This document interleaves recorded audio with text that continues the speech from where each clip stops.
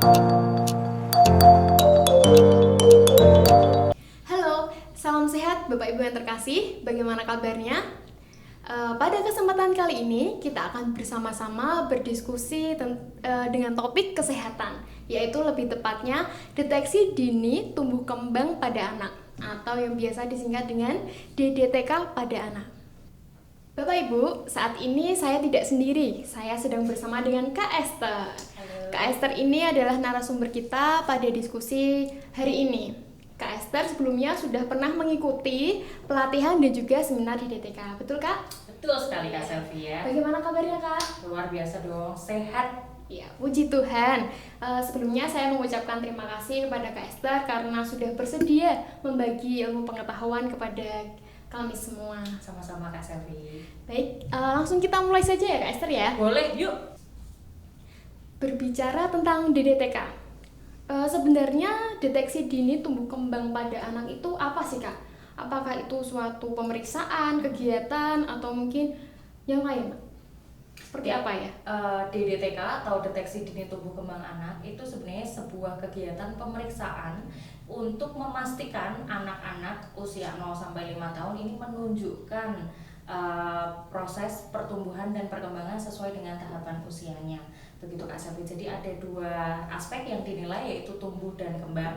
Tumbuh itu adalah proses bertambahnya atau perubahan fisik. Jadi proses perubahan fisik dari anak ya. Ini bisa diukur contohnya dengan berat badan, tinggi badan, lingkar kepala, erupsi gigi dan lain-lain. Nah, kalau kembang ini beda lagi, ini adalah proses pematangan alat-alat tubuh atau fungsi alat tubuh. Ada beberapa contoh aspek perkembangan itu, contohnya motorik kasar, motorik halus, aspek bicara, pengamatan dan sosialisasi, begitu. Oh, begitu ya Kak. Wah, kalau mendengar penjelasan tadi itu sepertinya di DTK itu sangat penting ya kita lakukan ya. Banget. Ya, sebenarnya ini hal yang sangat penting dilakukan oleh orang tua ya. Tujuannya karena 5 tahun pertama itu adalah fase di mana anak menunjukkan pertumbuhan dan perkembangan yang sangat cepat. Jadi kalau kita tidak peka, takutnya nanti anak menunjukkan keterlambatan perkembangan seperti itu. Nah, kalau kita melakukan DDTK di rumah, kita mungkin menemukan keterlambatan, kita bisa mencari solusi, kita memberi stimulasi atau kita memberikan gizi. Nah, harapannya kita bisa memberikan intervensi tadi ya, intervensi di tahap awal sehingga keterlambatan itu tidak menjadi gangguan Kak. Takutnya nanti kalau jadi gangguan akan perlu penanganan yang lebih serius, sudah tidak bisa lagi ditangani oleh orang tua, begitu. Begitu ya. Tujuannya sungguh sangat penting gitu bagi para orang tua, terutama yang memiliki anak-anak di bawah 5 tahun ya Kak ini ya Kak. Lalu gimana ini caranya bagi para orang tua dan pengasuh anak untuk mengimplementasikan DDTK ini pada anak-anak mereka? Ya, sebenarnya orang tua bisa melakukan deteksi dini atau pemeriksaan ini di rumah secara mandiri. Nah, Bapak Ibu yang memiliki anak di bawah usia 5 tahun pasti punya buku KIA. Buku KIA ini biasanya pertama kali diperoleh ketika ibu memeriksakan kehamilannya sampai harus disimpan sampai anak usia 5 tahun karena di sini juga ada banyak informasi ya, ada tentang data imunisasi, ada tentang pemantauan kesehatan, pertumbuhan tadi yang saya bilang ya, pemantauan tumbuh berat badan, tinggi badan, diukur lingkar kepalanya juga, dan ada juga informasi tentang perkembangan anak ya. Kalau di buku KIA yang saya pegang ini mulai dari halaman 59. Nah, di sini terlihat ya perkembangan apa saja yang harus ditunjukkan oleh bayi usia 6 sampai 12 bulan, terus usia 1 sampai 2 tahun, usia 2 sampai 3 tahun dan seterusnya begitu. Nah, selain di buku KIA ini ada lembar DDTK dari Yayasan Suryakanti Kak. Nah, Yayasan Suryakanti ini adalah lembaga yang memang concern sama tumbuh kembang anak begitu. Nah, cuman kalau orang tua biasanya pakainya KIA ini karena memang ini yang mereka punya. Kalau lembar di DTK mereka mungkin harus mencari begitu. Cuman ini untuk kita belajar sama-sama. Nanti kita tampilkan slide-nya boleh ya Kak Selvi? Boleh sekali untuk dong. kita belajar sama-sama begitu. Oke. Jadi Bapak Ibu orang tua tidak perlu khawatir karena ada alat bantu yang membantu kita untuk melaksanakan di DTK itu, yaitu buku KIA. Jadi ibu-ibu, buku KIA-nya harus disimpan dengan baik sampai dengan anak-anak itu umur 5 tahun. Ya, betul Kita sekali. bisa menggunakannya. Jadi jangan dibuang dan jangan sampai hilang. Jadi para orang tua dan pengasuh tidak perlu menghafalkan setiap tahapan-tahapannya karena ada semua itu sudah tercakup dalam buku tersebut ya Betul, Kak. Kak Selvi. Iya begitu. Lalu Kak, pertanyaan selanjutnya ini, bagaimana seorang anak itu dapat dinyatakan bahwa mereka itu mengalami keterlambatan tumbuh kembang? Nah, ini yang agak sulit ya. Iya. Perlu pembelajaran lebih serius. Jadi begini. Ini saya ambil contohnya dari lembar DDTK saja ya, yang dari Suryakanti, karena memang itu lebih detail. Jadi seperti tadi saya bilang di awal Kak, ada 5 aspek yang dinilai dalam perkembangan anak. Yang pertama gerakan kasar. Ini itu gerakan kasar itu gimana ya? Ini gerakan dari otot-otot tubuh besar. Jadi misalnya kayak berlari, menendang seperti itu. Terus yang kedua itu motorik halus ya, atau gerakan halus. Ini membutuhkan koordinasi mata tangan. Biasanya memegang pensil, menggunting, menjumput, makan sendiri seperti itu. Terus selanjutnya adalah pengamatan. Pengamatan ini adalah kemampuan mengamati dan memahami benda yang dilihat atau suara yang didengar. Misalnya kayak apa ya, anak belajar kancingin baju seperti itu ya. Selanjutnya adalah kemampuan bicara atau aspek bicara. Ini kemampuan menyatakan keinginan atau pikiran secara lisan melalui kata-kata. Jadi secara tidak langsung ini adalah keterampilan komunikasi anak begitu ya. Selanjutnya adalah sosialisasi, yaitu kemampuan berhubungan dengan orang lain. Sebagai contoh, kita ambil satu contoh nih. Ada anak usia 18 bulan, dia baru bisa menyebutkan kata papa, mama, dan maem. Jadi hanya 3 kata itu aja. Iya. Pokoknya apa-apa, papa, mama, atau maem. Dia bawa apa, misalnya bawa buku maem gitu, nggak tahu itu buku minta di mana, tapi pokoknya cuma 3 kata itu aja ya.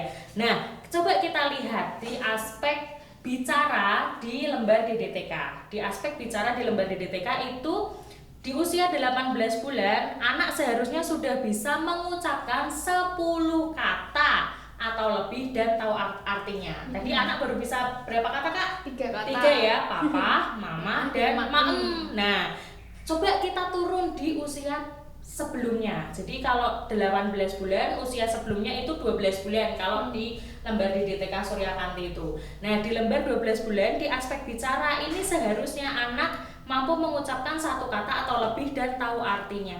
Nah, di sini kita lihat bahwa anak usia 18 bulan sebagai contoh kita tadi, ternyata di aspek bicara dia hanya mampu menunjukkan kemampuan anak usia 12 bulan. Nah, ini adalah salah satu contoh keterlambatan. Salah satu contoh keterlambatan aspek bicara dalam perkembangan anak, begitu ya.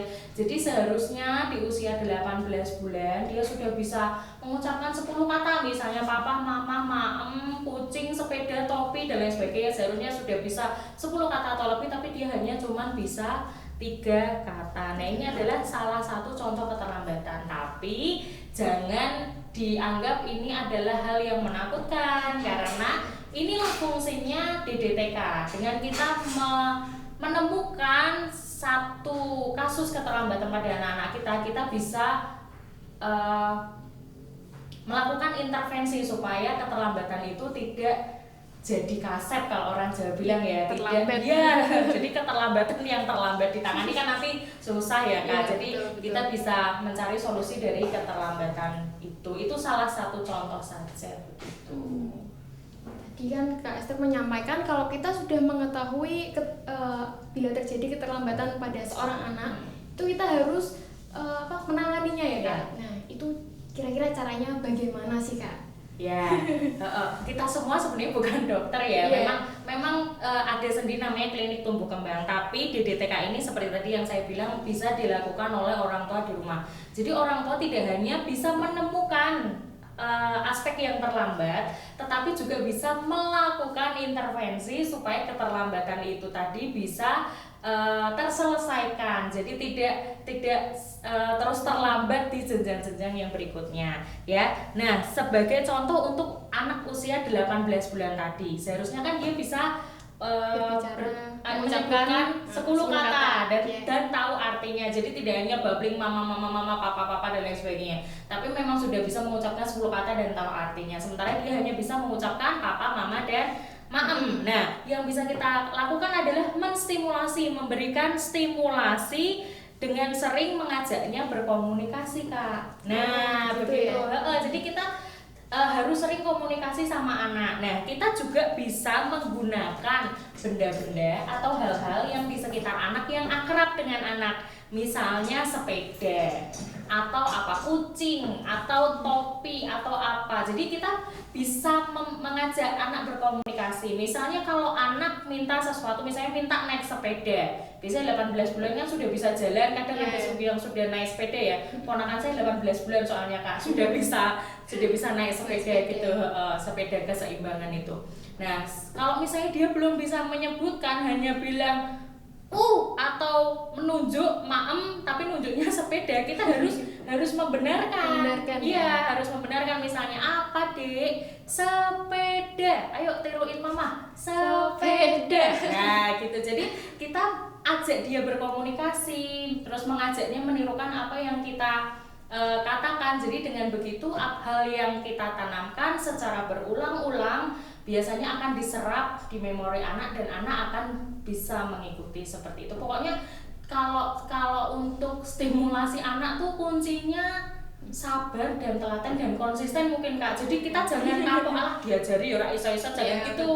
Peran orang tua sangat kuat, sangat besar, sangat penting. Jadi kalau anak sampai mengalami keterlambatan ya memang kuncinya di orang tua ya? Betul, begitu. Jadi orang tua sendiri yang bisa melakukan stimulasi untuk menyelesaikan perkembangan anak yang terlambat tadi, begitu, Kak. Oh ya. Ya, selanjutnya ini Kak Esther. Ada 2 contoh kasus yang dialami keterlambatan yang dialami oleh seorang anak. Mungkin Kak Esther bisa memberikan masukan-masukan kepada orang tua yang memang anaknya mengalami keterlambatan ini. Gimana sih cara menstimulasi keterlambatan ini ya? Yang pertama, anak usia 18 bulan, tapi itu belum bisa berjalan anak tersebut. Gimana nih, Kak? Ya, yang terpenting kita cari akar masalahnya dulu, Kak. Jadi kalau kita sudah ketemu akar masalahnya, kita bisa memberikan stimulasi yang menjawab akar masalah itu ya. Misalnya nih anak usia 18 bulan ini belum bisa berjalan, posisinya gimana? Maksudnya cuman bisa berdiri atau sudah bisa berjalan 1-2 langkah atau gimana gitu? Anak ini baru bisa berdiri aja. Oke, cuman baru itu bisa aja berdiri. Susah gitu loh. Oke. Berarti mungkin keseimbangannya juga kurang gitu ya. Nah, Nah, kita coba lihat lembar DTK ya. Usia 18 bulan itu anak seharusnya sudah bisa apa saja. Ini kalau berjalan itu kan aspek motorik kasar ya, Kak ya. Kita lihat aspek motorik kasar usia 18 bulan itu anak seharusnya sudah bisa berlari tanpa terjatuh. 18 bulan tuh sudah bisa lari tanpa jatuh. Nah, ini baru bisa berdiri, belum bisa berjalan. Nah, kita cari akar masalahnya. Kira-kira apa sih? Apa yang menyebabkan sehingga anak usia 18 bulan ini baru bisa berdiri? Contohnya, apakah karena anak tuh kapok, setiap kali belajar jalan jatuh, terus karena lantainya nggak rata dia lecet atau sakit seperti itu?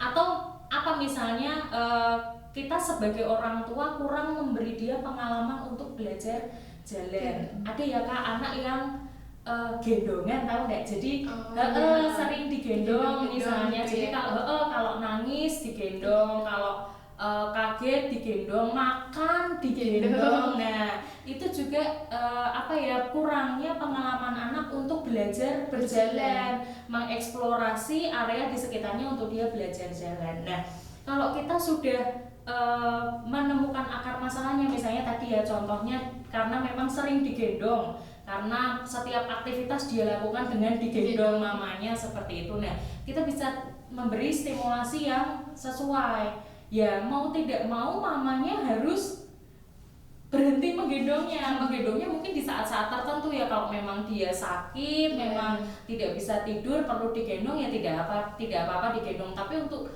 aktivitas-aktivitas sehari-hari yang anak bisa lakukan sendiri tanpa digendong ya harusnya kita beri kesempatan dia untuk melakukan tanpa digendong, misalnya dengan makan atau apapun itu, sehingga dia bisa mengenal area atau lingkungan di sekitarnya dengan belajar berjalan itu tadi. Nah, kita bisa kasih stimulasi Kak. Misalnya contohnya ini ponakan saya sendiri ya. Ponakan saya sendiri itu waktu itu belajar jalan dengan mendorong benda. Jadi di rumah itu ada kursi plastik itu loh Kak, yang nggak ada sandarannya. Oh iya. Kursi plastik yang warna-warni ada merah gitu kayak gitu. Nah, dia mendorong itu, didorong selangkah demi selangkah seperti itu. Akhirnya bisa. Atau kita juga bisa melibatkan kedua orang tuanya, misalnya mama sama papa berjongkok, jadi posisinya memang tingginya sejajar dengan anak, jongkok di dua sisi yang berbeda, misalnya papanya di sini, mamanya di sini. Nah, coba misalnya kita anak kita posisikan menghadap mamanya, ayo jalan ke arah mama seperti itu. Jadi selangkah, dua langkah gitu. Kalau anak tahu dia dijagai pasti kan, apalagi biasanya kalau anak lihat mamanya kan excited jadi kadang merasa aman juga ya. Betul, kita juga ketika anak belajar jalan kita juga berikan rasa aman supaya anak juga tahu kalau dia didukung seperti itu. Jadi dengan begitu mungkin anak juga bisa belajar berjalan ya. Pokoknya intinya kita memberi kesempatan, memberi pengalaman untuk anak supaya dia bisa mengeksplor atau tahapan belajar berjalannya ini juga bisa sesuai dengan usianya. Takutnya begini, umur 18 bulan belum bisa jalan. Kalau kita berpikir bahwa nggak apa-apa, menyepelekan ya biasanya. Tapi juga bisa sendiri kok. Betul, nanti juga bisa sendiri lah. Engkau wayahe mlaku yo mlaku. Biasanya kan orang tua seperti itu. Saya memang secara pribadi belum punya pengalaman, tetapi memang hal-hal seperti ini memang ada masa kritisnya. Jadi kalau anak tidak bisa berjalan jangan dibiarkan. Kita cari solusi bagaimana anak bisa berjalan, tahapan jalannya tadi sesuai dengan usianya. Kalau misalnya toh telat-telat tuh seperti kayak ini, di usia 18 bulan anak sudah bisa berlari tanpa terjatuh. Kalau memang tahapannya belum sampai berlari, minimal dia sudah bisa berjalan tanpa terjatuh, menurut saya itu sudah cukup baik. Tapi kalau di usia 18 dia belum bisa berjalan ya kita harus warning diri kita, kita harus waspada juga. Ini kok kenapa ya teman-temannya sudah bisa lari kok dia belum bisa jalan seperti itu. Jadi jangan terlena, tetap dukung anak untuk dia punya pengalaman yang cukup supaya fase perkembangannya sesuai dengan pertambahan usianya. Begitu Kak Selvi. Sekali lagi memang peran orang tua itu sungguh sangat mendukung dan penting sekali di perkembangan anak ini ya. Oke Kak, untuk kasus yang kedua ini, ada anak usia 1 tahun belum bisa berbicara. Nah, saat meminta sesuatu dia hanya menunjuk saja. Sambil bilang atau apa gitu. Itu gimana nih Kak? Masukan bagi orang tua. Ya seperti tadi, kita cari akar masalahnya dulu Kak. Akar ya. masalahnya apa ya? Yang penting tuh akar masalahnya ketemu, nanti stimulasi itu bisa mengikuti. Jadi kita bisa menjawab sesuai dengan akar masalahnya. Misalnya contohnya, kita sudah punya waktu yang cukup untuk komunikasi dengan anak atau belum? Kalau misalnya anak itu hanya setiap hari hanya cuma diberi makan, dikasih cemilan, ditontonin HP, apalagi ya zaman sekarang itu, kan. Apalagi biar diem, biar anteng, biar diem, biar anteng, kasih HP, makan lihat HP, mau tidur lihat HP. Nah itu misalnya contohnya. Ini aspek bicara anak pasti juga akan terhambat. Atau mungkin anak mengalami bingung bahasa. Jadi ada contoh kasus memang bahasa yang digunakan di rumah itu lebih dari satu. Jadi anak bisa maksudnya gagal memahami bahasa seperti itu. Jadi misalnya papanya ngomong bahasa Indonesia, mamanya ngomong bahasa Inggris gitu. Anak pun pasti juga akan bingung ya mau yang mana gitu seperti itu. Jadi pada akhirnya anak hanya babling tidak jelas mengucapkan kata tanpa ada artinya seperti itu. Jadi memang sangat penting menerapkan satu bahasa baku di rumah. Kalau memang mau Jawa ya sudah bahasa Jawa. Kalau mau bahasa Indonesia ya sudah bahasa Indonesia. Jangan sekali-kali mengajarkan kepada anak, mengajak anak berkomunikasi dalam bahasa, misalnya dalam bahasa Inggris nih. Aku biar keren, anakku tak ajarin bahasa Inggris. Mahmud ini biasanya. Iya, biasanya Mahmud itu ya. Biar keren tak ajari bahasa Inggris sejak dini, misalnya dari umur 1 tahun sudah tak ajarin bahasa Inggris. What is that? Bicycle misalnya seperti itu. Nah, tapi papa mamanya nggak konsisten, sehari-hari ngomongnya bahasa Jawa. Nah, anak kan akan bingung karena sangat penting sekali melibatkan anak dalam proses komunikasi di keluarga juga, Kak, sejak kecil ya, seperti itu.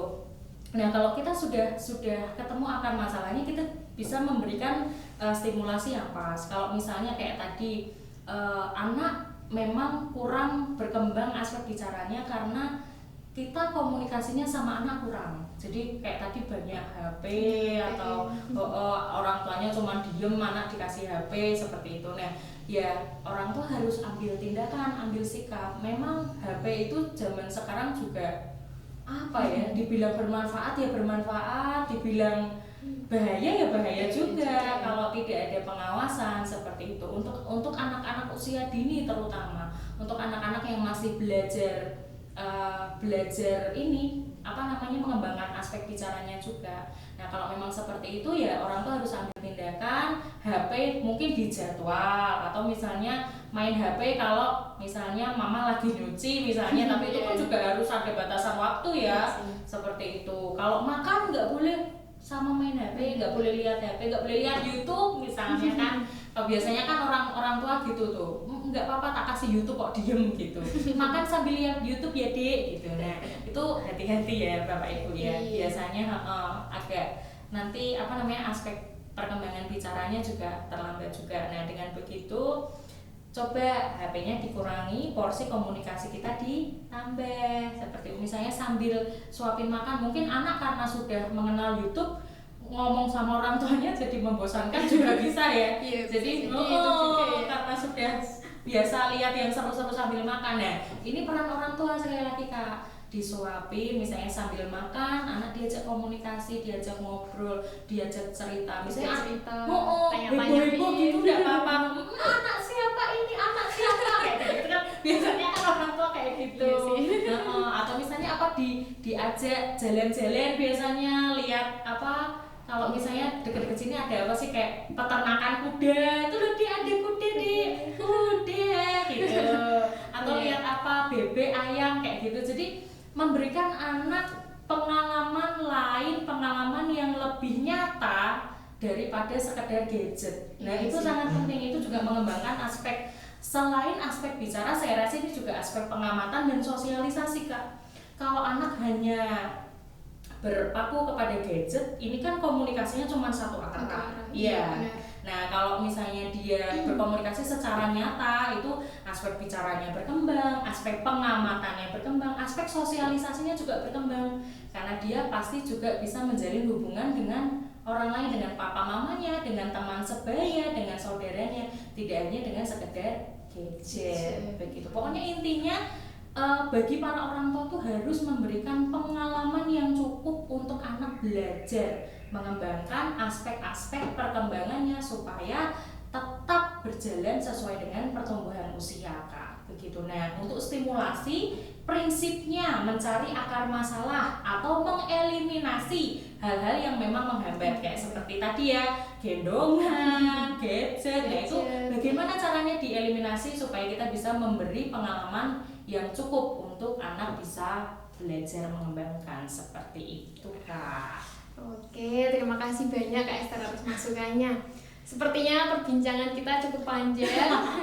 Ya, kami berharap Bapak Ibu orang tua dan pengasuh di rumah bisa belajar lebih lagi tentang DDTK ini, bahkan mungkin ya harus sih ya Kak mengimplementasikan DDTK ini pada anak-anak di rumah. Ya, terutama 0 sampai 5 tahun ini adalah masa yang sangat penting ya, karena memang pertumbuhan dan perkembangan itu berjalan dengan sangat cepat. Jangan sampai kelewatan Nanti kalau kelewatan kebablasan susah nanti. Keluar biaya banyak untuk ke klinik tumbuh kembang. Iya, betul itu. Ya, mungkin cukup sekian obrolan dan diskusi kita pada hari ini.